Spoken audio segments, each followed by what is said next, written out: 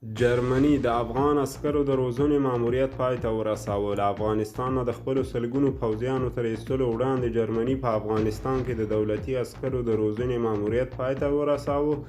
رویټرز خبري اژانس د جرمني د دفاع وزارت چارواکو له قوله لیکي چې جرمني پوځیان نور د افغانستان عسکرو د روزنې ماموریت پای ته رسوي او پر ځای د خپلو عسکرو د ایستلو په پروسه تمرکز کوي.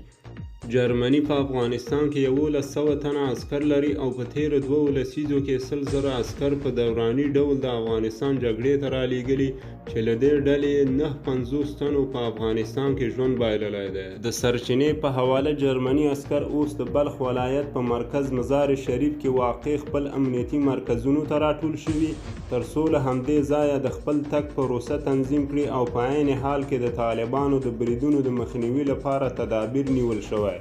جرمني داسې مهال د دولتي عسکرو د روزنې ماموریت پای ته رسوي چې ناټو او امریکا وایي د روان میلادي کال د سپټمبر میاشتې تر 11 نیټې ټول عسکر له افغانستان نه وباسي او په دې توګه په افغانستان کې خپل 100 کلن نظامي حضور ته پای ټکی کیږدي.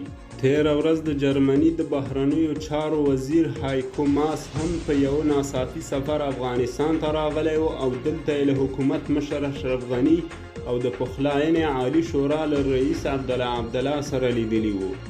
نوموړي د جرمني عسکرو تر وتلو وروسته له افغانستان سره مرستې د ډیموکراتیکو اصولو په عملي کېدو پورې مشروطې کړې وې.